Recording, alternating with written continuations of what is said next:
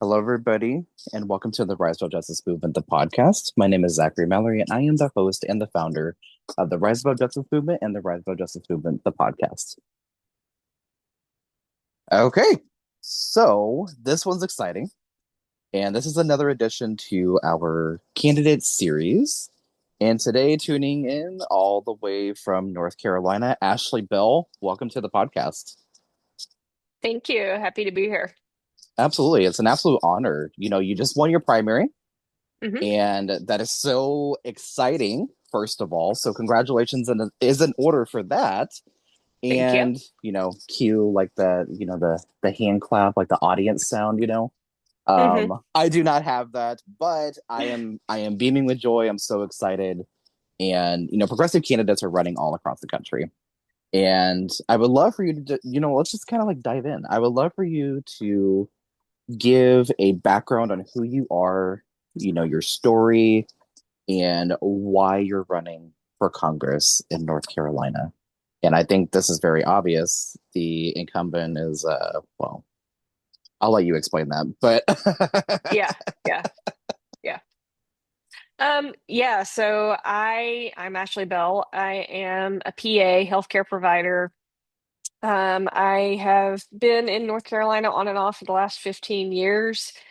And I got interested in politics basically when Roe v. Wade came down. I was working in telemedicine and I worked for a women's health company. And when that happened, we just immediately started seeing this huge spike in emergency contraception requests. And that's kind of when I started thinking about, what else can I do besides just be the provider, just be the prescriber? And so, kind of the interest in politics started snowballing from there. And then, whenever the not so lovely guy in the White House got reelected, I decided that this was kind of the time to do that. I'm obviously a healthcare provider, so healthcare is a big issue for me. I believe we need Medicare for all. And that is one of my biggest focus, but I'm also really concerned about, the economy, education, affordability, all of those things that affect, our daily lives um, as everyday Americans, which my opponent is definitely not an everyday American. He is a gun manufacturer, has made a fortune off of creating ammunition and firearms. And he also is not from this district. He basically had this district bought for him by the Republican Party and moved here solely to run for Congress. And so we're really trying to get this district back in the hands of Democrats so that we can actually get some real representation here.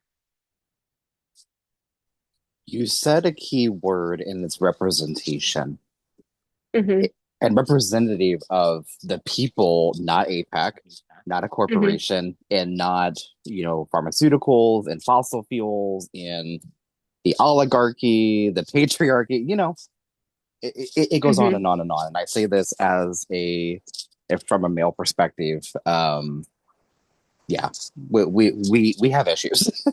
Yeah. But on your website and a part of your platform, you already have, some drafted bills that you would propose once you hmm are elected to Congress. One of them is establishing the House Committee on Healthcare. It's 2026. You would think this would already be in existence because this is a winning issue. This is literally the entire conversation of the political sphere. And I do see it bipartisanly. There's just different approaches to it. So curious to know, what would this committee look like? How do we go about, obviously creating it and the sustainability of this committee and the structure? Mhm. Yeah, so the way that healthcare is administrated in Congress right now is just incredibly inefficient. So each little piece of healthcare, whether it's funding or governing laws or who gets what funding and all those kinds of things, they're all governed by different committees and different entities within Congress. And these entities don't always talk to each other. So it makes it an incredibly inefficient and ineffective process. And I think that's one of the first steps that we need to take in a process that will get us to Medicare for all. Because if we don't have a good process and we cannot move through this process efficiently, then we're never going to get there. I mean, our healthcare system as it stands right now is one of the most complicated and ineffective systems for anything that you could possibly imagine. And it's going to take a superhuman effort to tear down the system and build it back up. There's a lot of things that have to happen for us to get a working system. One of those is organization in Congress. Another one is getting rid of these insurance lobbies. And that's going to be a challenge that we're going to have to deal with. But I think that if we create a committee that is solely focused on everything healthcare, so that we don't have to pass a bill about one little aspect of healthcare and then wait for another committee to do their work and then another committee to do their work and then we all have to agree on the same things. If we do that, we're never going to be able to make any significant change. And so that's kind of what the goal of that bill is. Absolutely. Sorry, technical difficulties on my end. It's okay. Patient Care Without Delay Act. So my partner slash fiance used to work as a pharmacy technician during the pandemic at CVS, and she would come home extremely frustrated. And I always Mhm. ask, what happened? What happened during work today? Just like, whenever somebody comes home, you're like, hey, how was your day?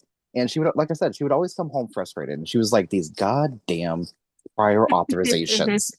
And Yep. she always got into it with the doctor's offices. She got into it with the insurance providers.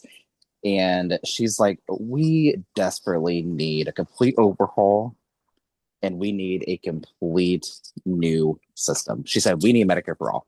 And I looked Yep. at her and I said, what is Medicare for all? My grandfather was an Air Force veteran. He was a union organizer and he talked a lot about healthcare, but he never mentioned about Medicare. He always talked about Medicaid.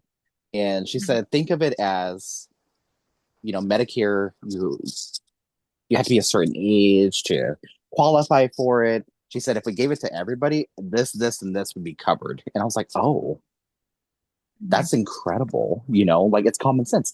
And then my mom was diagnosed with stage 3 cervical cancer last year.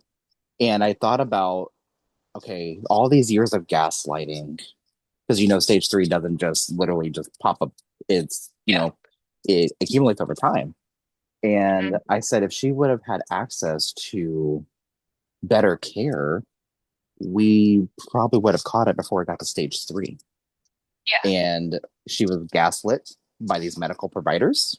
Mhm. And she underwent like all these tests. They didn't catch it and leave it to a nurse practitioner in the ER to say, I think it's cancer. She's like, I'm going to recommend, you go talk to, a specialist. She went through all these tests, which are extremely expensive. Luckily, Missouri has Medicaid expansion. Obviously, it's not necessarily the greatest still because it is through Mhm. hers specifically through United Healthcare, and which has a whole another issue, which this Mhm. as well as Yeah. anybody Yeah. else. But thinking about Patient Care Without Delay Act, prior authorizations are literally useless, and Yeah. it cuts off care for so many. Why do we need to remove prior authorizations from your standpoint as a healthcare provider? And what would this act do? Obviously, it removes prior authorization, but there's more to it than just that part. So, what would this do for working Americans to be able to afford healthcare? Yeah. So removing prior authorization is one of the most basic steps that we can take to get to a place in our country where we can have Medicare for all. And fortunately, some members of Congress have actually already kind of taken up this cause, and they have started moving towards that. But that is another reason why, going back to the conversation about the healthcare committee, nothing right now to do with healthcare moves fast in Congress. And so we need better organization so that we can move faster. But anyway, back to the prior authorization conversation. Prior authorization exists solely for insurance companies so that they can profit more off of us. Um, the insurance companies institute these prior authorization requirements when there is a drug that costs a lot to make or a lot to dispense that they just really don't want to pay for. And so they create a paperwork nightmare for everybody but themselves, pretty much. So the patient, the provider, the pharmacy, and the interesting thing is if you get a prior authorization request, a lot of times you can appeal it and win pretty easily. But insurance companies put so much paperwork in everybody's way that for a lot of people, it's just easier to go, oh, well, they won't cover it and move on. Which, obviously saves the insurance company's profit margin. So I, as a healthcare provider, don't think that somebody who's sitting in an office somewhere making millions of dollars in bonuses should be able to enter my exam room and tell me what I can or can't prescribe to my patient. Because I know what the best therapy is for my patient, and I've made that decision in conjunction with my patient. And if I think it is drug X and that's what I prescribe, we should be able to get those things without, asking somebody who's never seen this patient and since in a lot of cases has no medical training. And so we have to get rid of that. It's caused, I mean, there have been so many people that have been caused harm by that one single thing, prior authorization. I mean, how many people have you heard about that needed a therapy in order to live? And their insurance wouldn't approve it, or they initially approved it and then came back and said, "Oh, wait a minute, guess what? We're not going to approve that. We're rescinding that approval." So it's just utterly ridiculous. It is nothing but a profit increasing scheme for the insurance companies, and it's immoral, it's terrible, and we have to end Speaking of immoral, it. abortion bans. Yeah. And I'm actually okay. Do you remember last year about the story of Adriana Smith out Hmm. of Georgia? Yep. So this is a prime example of why abortion bans are extremely harmful. And Adriana is one of hundreds of thousands of women that have faced this. And Black maternal health is a topic that people skip around and they don't Hmm. talk about and they don't address. So, from your standpoint as a healthcare provider, whenever you heard the story of Adriana Smith, you're probably thinking, huh? How many times have we heard this? How many Yeah. more is it going to take before people wake the fuck up and Hmm. realize how important healthcare really is? Because she was declared brain dead in February of 2025 after a series of healthcare issues leading up to that. And then she was forced to be on life support. The family wasn't able to Hmm. make the decision, and they forced a C-section. And then she was pronounced dead, and they let the family was able to bury her and give her a proper send off. This is beyond comprehension about why in Hmm. 2025, 2026, and beyond, we're still having these exact same things about fighting for basic human rights. This is Yeah. this is pure insanity to me. But thinking about reproductive freedom and thinking about the right to choose, because we know abortion access is healthcare. Healthcare is a basic human right. Human rights need to be protected by law. It's literally common sense. I learned this in government. Hmm. um, Yep. I think I need to run for office, but it's Yeah. just we need more of like the pro-choice men to come forward Hmm. and advocate for a bodily autonomy. It's just common sense, actually. Yeah. Like Yeah. you would think, but Anyway, so back to my question. Thinking about Adriana Smith's story, whenever you heard it, what was your reaction? And how do we address Black maternal health, which has the highest mortality rate? How do we address this? Obviously, Medicare for All is one of them, and entering prior authorizations, and obviously overturning these abortion bans. But what else can we do to recognize this as a public health crisis? Yeah, so I think I mean, first of all, her story was horrific. And it makes me wonder, that one got reported. How many others are there that we don't know about? And, we hear Hmm. about these stories, pretty regularly now, unfortunately.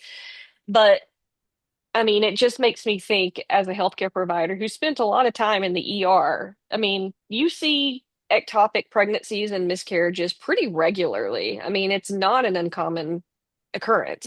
I mean, I would say at least one or two every shift. And a lot of times there's intervention needed to make sure that the mother doesn't end up in her situation or, or dead by the time, the whole thing is, settled. And I just this is just one of the things that is just it's mind-blowing because the treatment for some of these conditions, like ectopic pregnancy, like miscarriage, is abortion. People think of abortion as just being something that people choose to get out of pregnancy. It's not necessarily that. It is ending a pregnancy or it is ending a pregnancy so that the mother's life can continue. And sometimes that is necessary based on the circumstances. So there is no way to safely carry on with an ectopic pregnancy.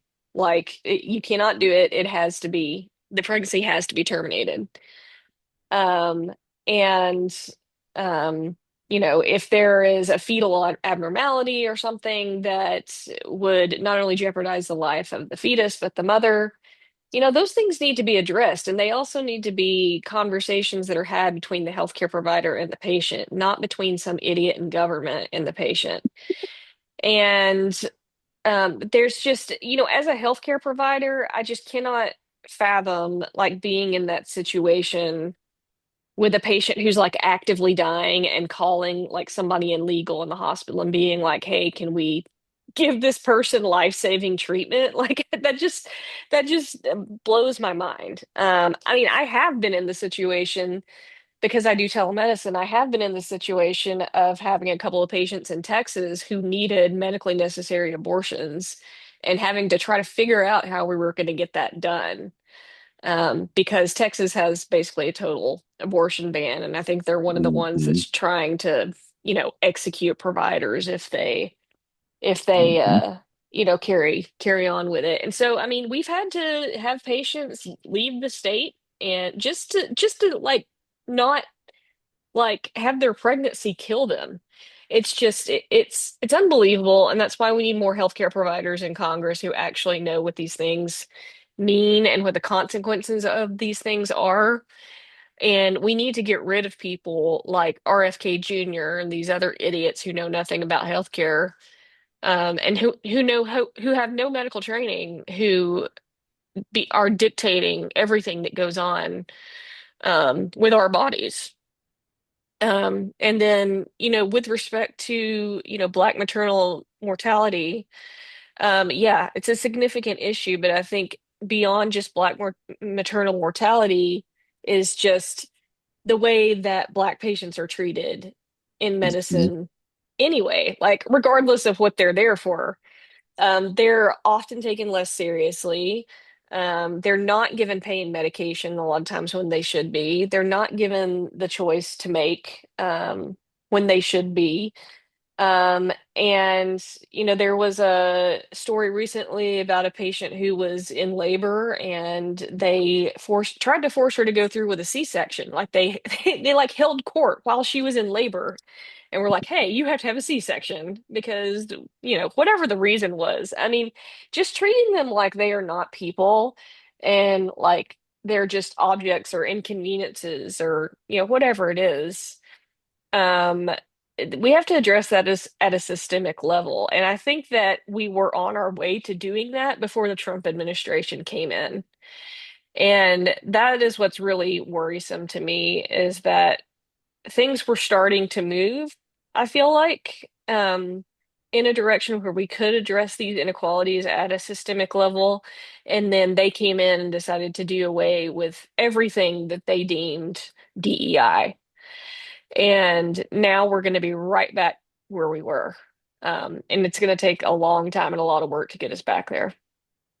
And legit question, what exactly is so DEI about wanting healthcare and wanting, you know what, you said it best. We need to get rid of RFK Jr. And he even said himself, do not take medical advice from me. That couldn't be any more fucking clear. Excuse my language, y'all, but that couldn't be any more clear with removing.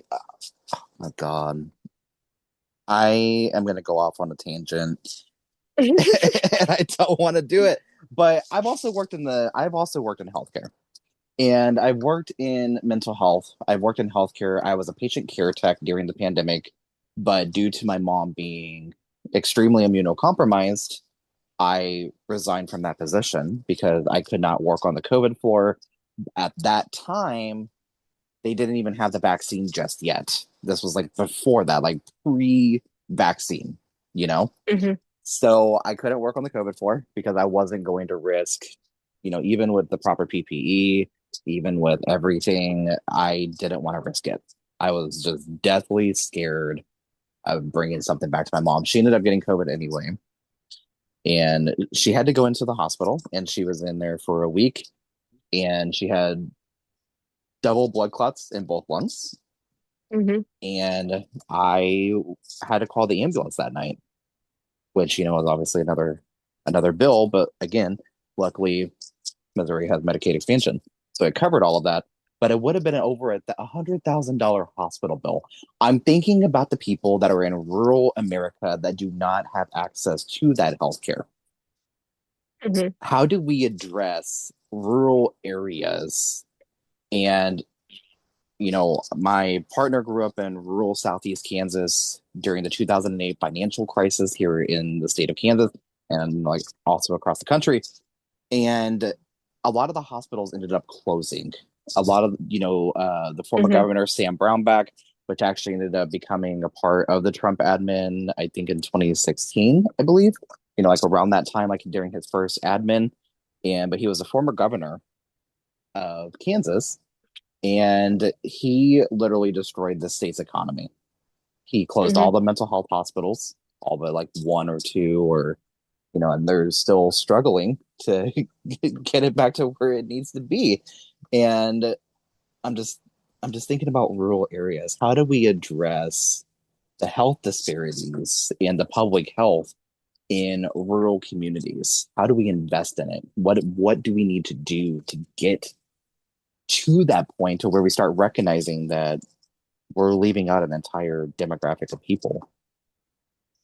Yeah, so there's a ton of things that go into this. One is that um, healthcare providers just by and large concentrate in the cities. And part of the reason for that is that's where the jobs are. We have a huge problem with private equity taking over healthcare systems and hospitals. And they do create a lot of jobs, but they also destroy the quality of care that we see coming out of our health systems.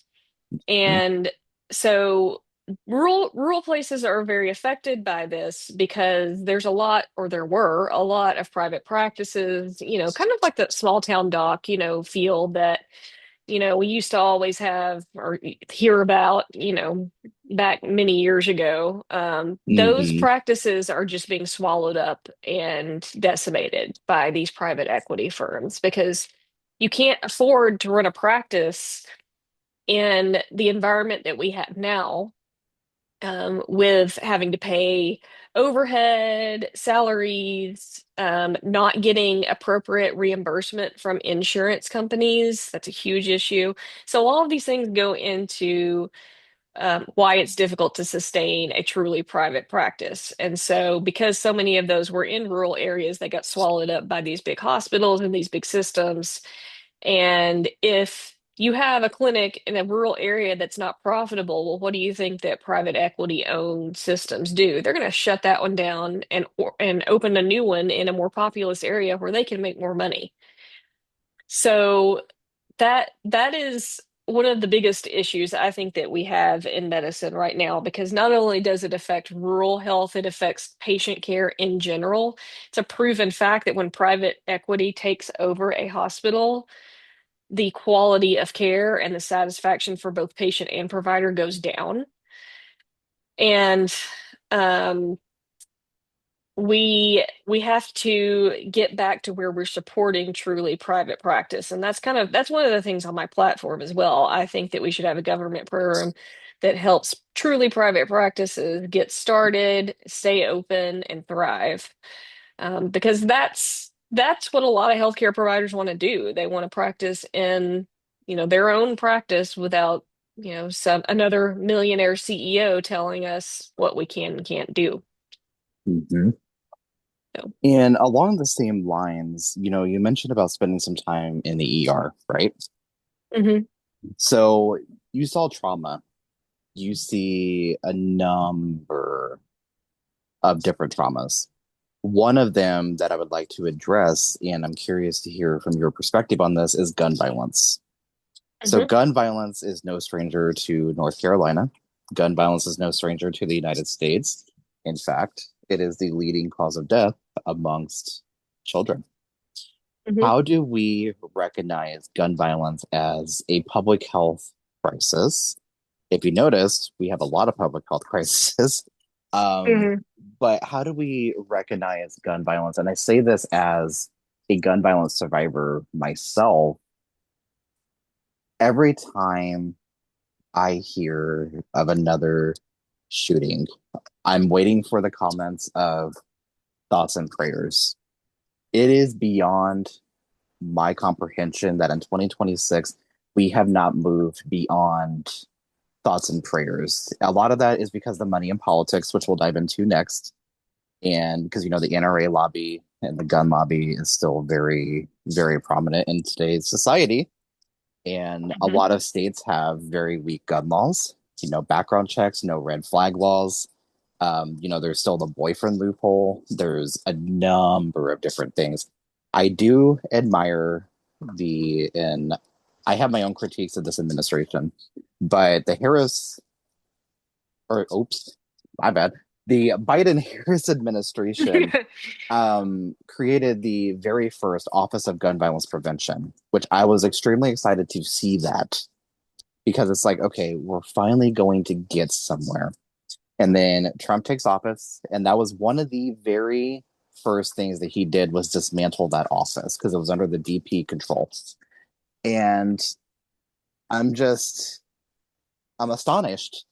We heard recently about what happened with the domestic violence situation that was based in Louisiana, where eight Mhm. children were shot and killed over various ages. And then, we still have the epidemic of gun violence in our schools. Thinking about, we just passed the anniversary of this past Monday of the Columbine massacre. We're coming up close to Uvalde. We're coming up on Sandy, or, I think we already passed Sandy Hook. But how do we address gun violence as a public health crisis? And what are some of those steps that we can take to recognize it as exactly what it is? Well, I absolutely think that that is the way we address it is as a public health crisis. And unfortunately, in order to address a public health crisis, we have to have competent people in our national public health, Facts. which RFK is not really one of those people. But once we, take back Congress and get some more competent people in office, I think that it will at least be able to address it from that perspective. I think this is such an emotionally charged issue for so many people for many reasons on both sides, right? So, you know, the the red part of the aisle is very focused on this being a Amendment issue. Yes, we get that you have the right to bear arms, but there's really no reason that ordinary people outside the military should be able to just play with assault weapons like like it's going to an amusement park or something, like it's just an everyday activity. And, their excuse is that, well, it's not the guns, it's the people. We need to address mental health. Well, yeah, but your administration just cut all the funding for mental health. Mhm. So, how are we supposed to do that? Like, and I honestly think that that is, completely by design. Like, they don't think that mental health is important enough to address, but they sure will use it as an excuse every time that kids get shot up. And, I mean, here in Winston-Salem, North Carolina, where I live, we had an incident last week where some kids decided to fight. They decided before the incident that they were going to meet at a park at a certain time, and this was on a school day at like 10 in the morning. And these two kids were 14 and 16, and they all brought people with them and ended up having people who had firearms. People got shot. There were two kids that were killed, and this wasn't even at a school. We think about these things being school violence, and it's now bleeding over into other environments as well. And so, my question is, when do we get past the the attitude that yes, I should be able to have my guns and do whatever I want to with them, and start prioritizing the health of kids? Because that's really who's disproportionately affected by this. I mean, like you said, it's the biggest cause of mortality for kids. And, not even just from school shootings. I mean, from kids finding guns in somebody's underwear drawer and, getting it out and going and accidentally shooting themselves because the gun wasn't properly stored. I did a post on this on my Facebook last week or the week before that, and my God, the MAGA trolls that came out on this post. I mean, I think there must have been like 500 bots on my post. Just, it was like, I'm thankful for the engagement, but Jesus Christ. It's the mega grandmas on meta platforms that I've really noticed. Well, the mega grandparents, or like these, like you said, the bots. And Yeah. I can post something, and we have like close to 400,000 followers across social media, like all of our social media platforms, right? I can post, like a call to action. It's like, okay, we're helping a family in Gaza like fundraise, right? Hmm. Or, we're doing things like this. And I want to do more of it because I believe in mutual aid. But I can post something like that. It gets like zero traction. And if it does, then it's going to be, oh, it's not a genocide. It's not this. It's not that. We need to recognize it exactly what it is. And, but I can post about guns. And I tell you what, like you just said, Hmm. I tell you what, it's like, you know what? I'm trying to fundraise crickets. You post about guns. Hmm. And oh my God, they light you up in those comments. Or Yeah. or let me put it this way, they think that they're lighting you up in the comments, but it's like in reality, you're proving my point about why we need the Department of Education to continue existing. Yeah, Anyway, exactly. I mean, Yeah. let's be real. But Yeah. diving in and talking about, money in politics, if and I've mentioned this like several times on this podcast before, and like in a lot of the episodes that are coming out this next week. Citizens United, and Hmm. thinking about you know being older than Citizens United, 2010. Hmm. How do we overturn Citizens United? Thinking about the current makeup of the Supreme Court, six to Hmm. three, as the GOP majority, a conservative majority. How do we get there? how do we go about tackling Citizens United, and what are some of the steps that we can take to overturn this?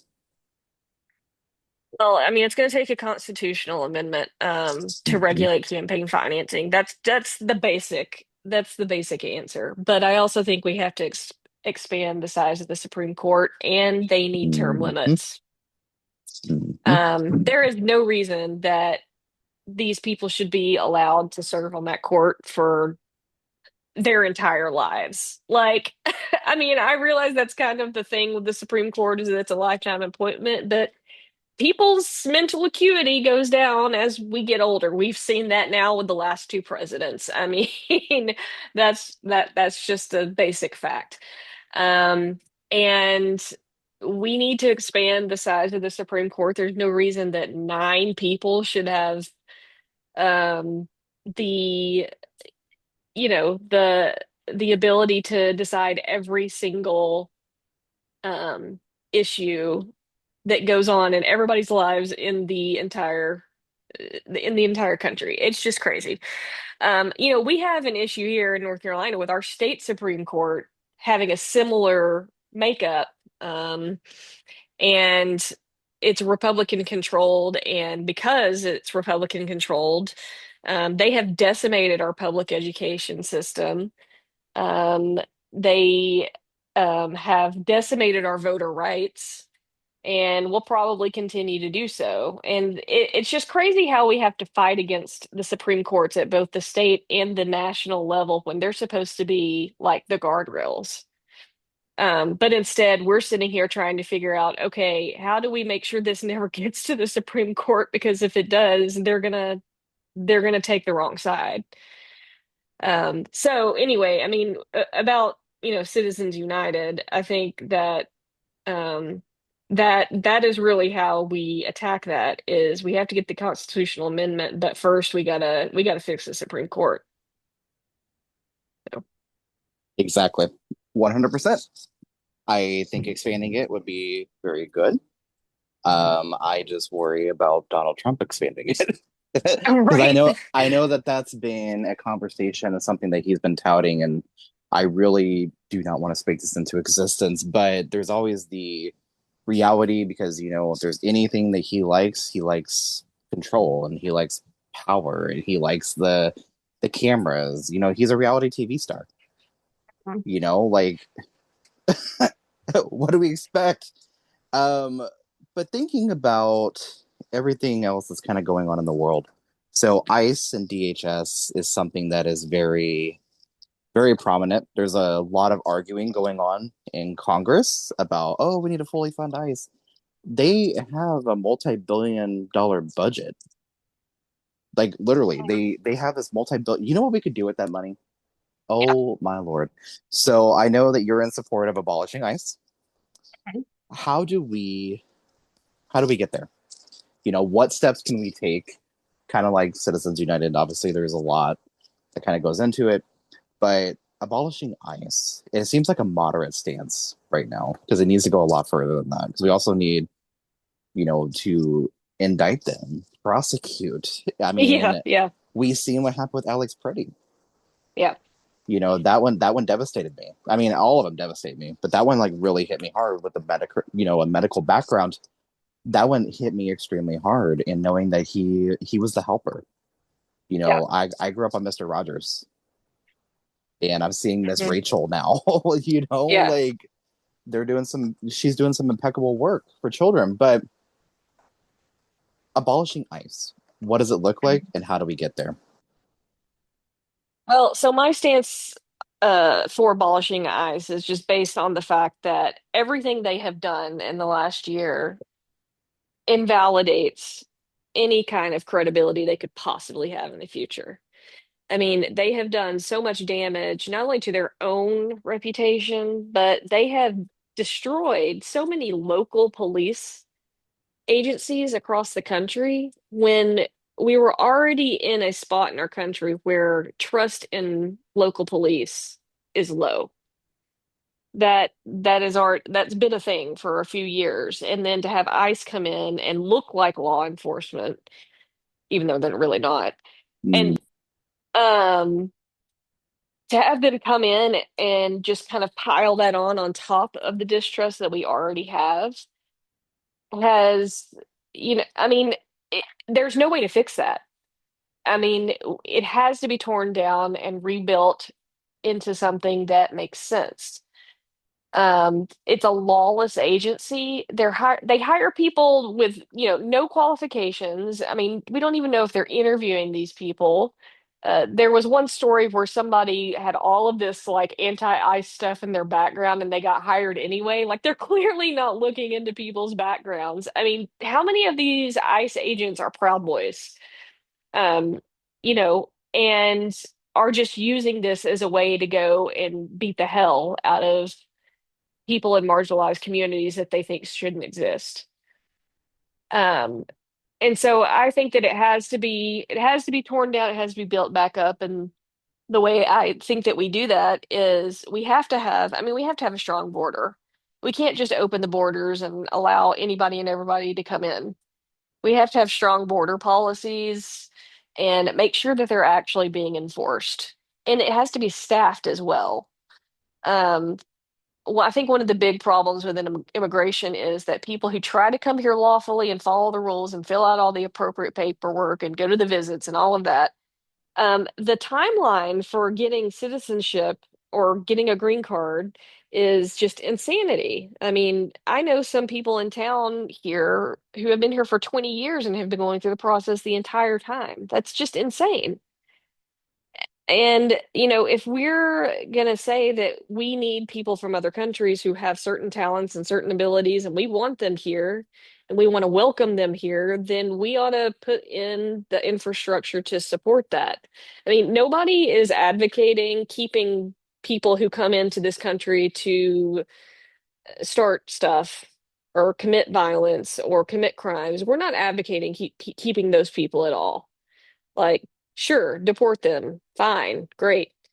But we're talking about like ER doctors. I know there's one in Texas right now who was trying to follow the laws, went to her immigration visit, and they took her at the visit. She's an ER doctor that's now an ER in a rural area, by the way, who has one less doctor. So these effects are just wide reaching. We need to reform the entire immigration system. We need a strong border, and we just need to appropriately resource it. And when I say appropriately resource, I mean, how about we not give ICE billions and billions of dollars to kill people? That's just not what we need to do as Americans. 100%. Absolutely agree. And thinking about everything else that's kind of going on, one of the things, disability rights are absolutely under attack. And my mom is disabled. She has rheumatoid arthritis, and then she's also going through, like I said, stage 3 cervical cancer right now. Um, and it seems like she's just getting whacked like every chance she gets. And she has rheumatoid arthritis in her knees and her back, and sometimes in her hands. And just thinking about disability rights, we have the ADA, and there's another aspect that is currently under attack, and several states have joined this, and this is Section 504. They're bringing this because under previous administration, they added, I believe it was gender dysphoria as a, I'm trying to remember exactly what it was that they added, but anyway, they're bringing this from an anti-trans standpoint, and it attacks like IEPs, it attacks disabled students, it attacks a number of different things. So, in regards to disability rights, what do you see that needs to be done in the disability arena? What's your thoughts on this? Well, I think one thing is, I mean, all of the states, if we're not going to have Medicare for all like real soon, we need to make sure that Medicaid expansion is a thing as many places as we possibly can, and that it's appropriately funded. We have Medicaid expansion in North Carolina, but we went through a scare like just this past week. The system was running out of money because the Republicans wouldn't fund it. But anyway, they just refunded the Medicaid base, so I think we were kind of out of the woods for a very short period of time. But anyway, we need Medicaid expansion as many places as we can get it. Um, secondly, we need to, and it kind of goes along the same lines as the immigration thing. We need to make sure that these programs are appropriately resourced. I went through an issue where I had to quit a job because I have a disability. That prevented me from going into work when I had this condition that was flaring up. And my employer did not want to honor my very reasonable accommodations. And so it was either I quit the job or I continue to let my issues, my illness get worse. So of course I quit the job. And that was a clear violation of, my rights under the ADA. But a lot of people don't realize that even if your rights are violated under the ADA, you have to go through a process of being able, essentially being allowed to sue for those rights. So you have to make an appointment with somebody from the ADA who reviews your case and says, yes, okay, you have permission to sue. And the appointments for those can range from like 6 months to a year out because they don't have appropriate staffing. So that's one issue. And just being able to, have employers that respect and understand the need for reasonable accommodations for people with disabilities is another thing. These are not things that disabilities are not things that people just make up to get ahead or get out of work or whatever. I mean, my issue set me back. I mean, it ruined me financially because I couldn't work, and you know my sorry, my my job didn't do what they were legally supposed to do. So I think it goes back to making sure that these programs are appropriately resourced, and ultimately we need Medicare for all so that people with disabilities can get the appropriate treatment that they need.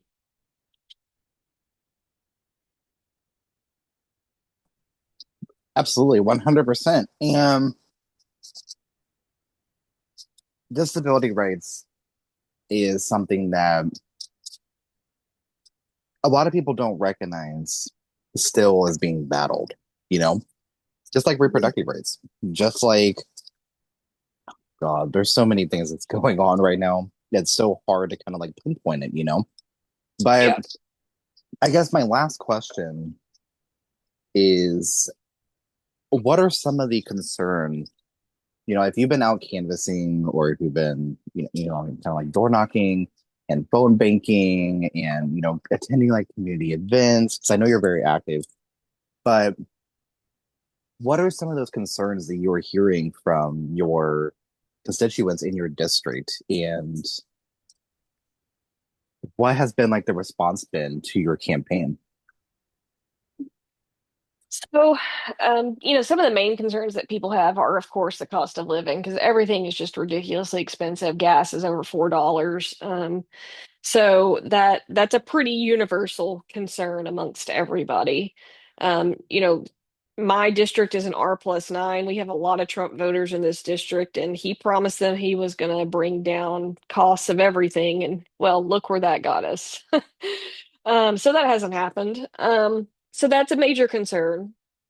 And then, there's just a lot of people who are worried about their rights being taken away. And when I say that, I mean various rights. So we're talking about women's rights, LGBTQ rights, disability rights. It just seems like every day a different group's rights are at, in peril. And that's wild in 2026 America that we are fighting against our rights being taken away when we should be on a path to giving more people more rights. Like we should be progressing, not regressing. Um, and The response to my campaign, I think, has been pretty good. Like you said, I won my primary. That was beginning in March. I had been campaigning for over a year at that point. I ran against five guys. And kind of on the topic of women's rights, I thought me being the only woman in my race was going to be kind of a beneficial thing. And it ended up being quite an issue because I got a lot of pushback, and it wasn't from who I thought I was going to get it from. I got it from women. There are still so many women who have this kind of internalized misogyny attitude, who think that women can't win political races and women can't make change. And they wanted to talk about my hair and my makeup and my clothes more than they wanted to talk about any kind of policy. And so I dealt with that a lot during the primary. I still occasionally am dealing with it now. But that's been one surprising issue. And I think there's a lot of people in this district who really want to see change. And I think this is the time to do it. If we were ever going to have the chance to do it, it's right now. And so I think there is a lot of momentum here, and I think we can turn this around. But it's going to be a lot of hard work. It's definitely an uphill battle for sure. But it's a battle that I know that you are the one that can absolutely fight it. Yeah. And I am so amazed by your campaign. Like I said, I've been following you on social media, and I was so excited to hear that you won because I saw what you were up against, and like you said, all men, and I was like, oh my God, this is gonna be good. Well, Um, and the great part about it is it was not close. I won mhm, by 31 points. yes. Which I don't think anybody, including myself, was expecting. And um I think one of the things that taught me is that the electorate, the voters, are not the same as social media, and they're not the Mhm, same as the Democratic Party insiders and the Democratic Party leadership. Like the electorate as a whole, looked at who was the best qualified and the best candidate. mhm. And if you had just looked at social media or just looked at what people were saying, all the bad stuff that would happen during our primary, if you'd just looked at that, you would have thought we'd have been in a runoff. But, it just turned out that the electorate, had some decent common sense here. You said a key thing, and it's common sense. Yeah. It's something that a lot of people lack, and it's very obvious. Um, Yeah. and your Yep. incumbent is no stranger to that. But anyway, Yeah. um, Yeah. even being here in Kansas, I know about Pat Harrigan, and I'm like, oh my God, he reminds me so much of my U.S. senator here in Kansas, Roger Marshall. Mhm. This is the same senator that ran out of his own town hall because he was asked a question by his own party and by his own voters, and he fled the town hall that him and his team are the ones that organized, mind you.